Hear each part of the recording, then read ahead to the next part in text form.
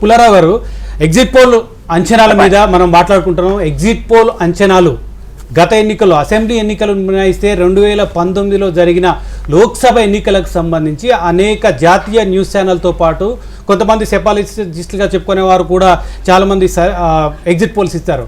Exit poll ఫలితాలు నిజంగా ప్రజానాడిని ఆవిష్కృతం చేస్తాయా, ప్రజానాడిని పట్టుతున్నాయా, శాస్త్రీయంగా ఎగ్జిట్ పోల్ వస్తున్నాయా అనేది చెప్పాలి మీరు. చాలా చాలా కరెక్ట్ అని నేను భావిస్తాను.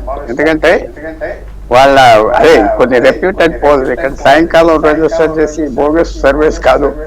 ఇందాక వాడు మిత్రులు చెప్పినట్టుగా రెప్యూటెడ్ కంపెనీస్ చేస్తే చాలా ఇది సైన్స్, చాలా వరకు ఇది ఒక సైన్స్, ఇది గెస్సింగ్ గేమ్ కాదు. కొంతవరకు ఒక్కొక్కసారి అనుకోకుండా ఏమన్నా రిజల్ట్స్ వేరే రావచ్చు, కానీ చాలా వరకు కరెక్ట్ అవుతాయి.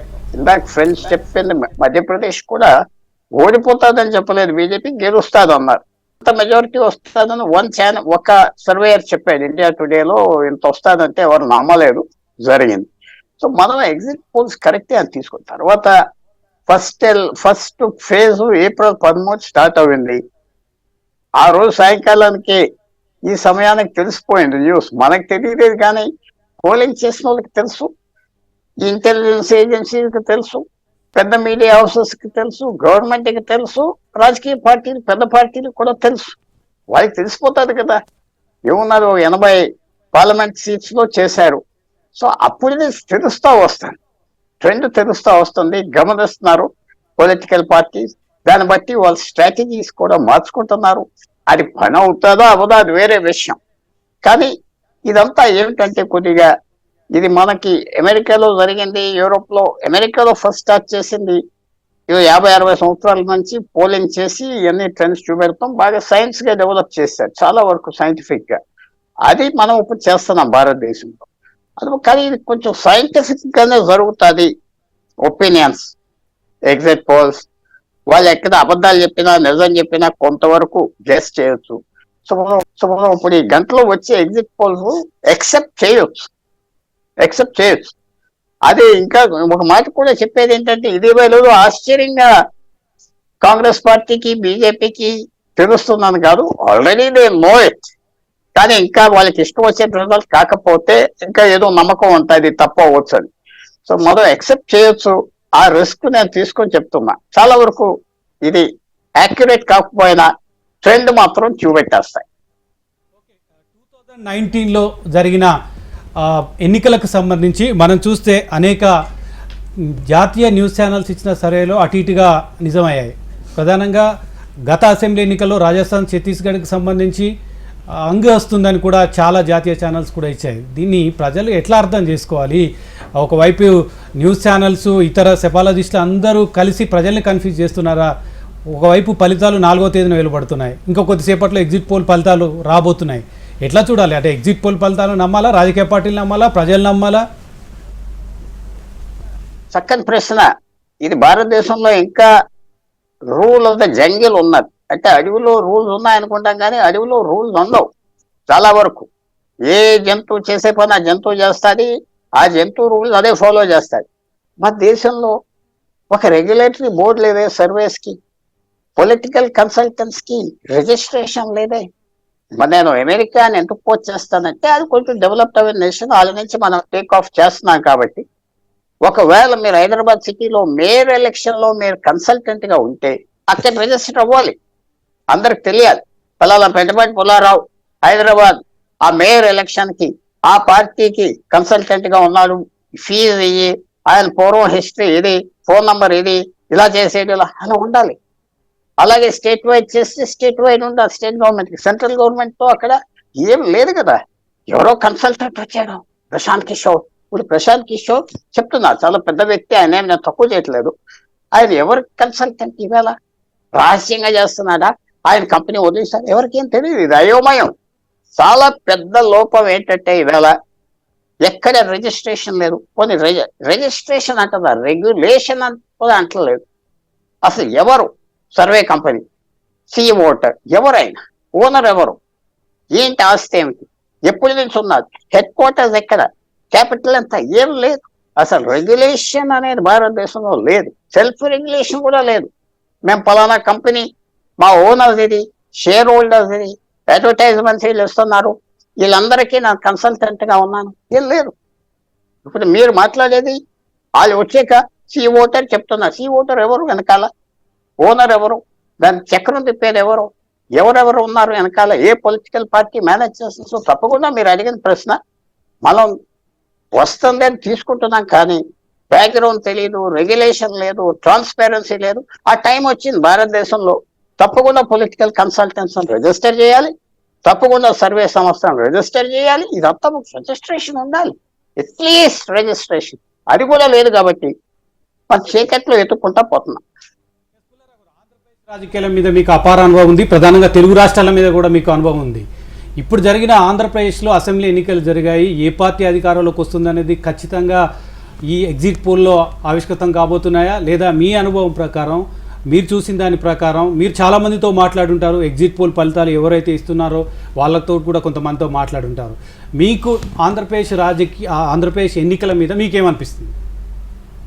తప్పకుండా ఇప్పుడు వచ్చే ఎగ్జిట్ పోల్ మనకి 90%, 95% యాక్యురేట్ గా ఉంటుంది. ఎందుకంటే రెండే పార్టీలు ఉన్నట్లు లెక్క. వాళ్ళు జగన్మోహన్ పార్టీ, ఒకటి కూటమి.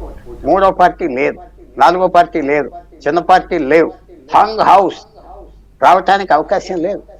వస్తే జగన్మోహన్ రెడ్డికి మెజారిటీ వస్తుంది, లేకపోతే వాళ్ళకి వస్తుంది. ఇదేంటంటే 2 ఫ్రంట్ ఫైట్. ఇది చాలా క్లియర్ గా వస్తుంది రిజల్ట్. ఎగ్జిట్ పోల్ మనం యాక్సెప్ట్ చేయొచ్చు, దాంట్లో ఏమి అనుమానం లేకుండా యాక్సెప్ట్ చేయొచ్చు ఆంధ్రప్రదేశ్ లో. ఎందుకంటే తెలంగాణలో పుల్లారావు గారు, ఈ ఎన్నికల్లో జగన్మోహన్ రెడ్డికి ఉన్న అనుకూల అంశాలేంటి, ప్రతికూల అంశాలేంటి, టీడీపీకి ఉన్న అనుకూల అంశాలేంటి, ప్రతికూల అంశాలు ఏంటంటే ఏం చెప్తారు?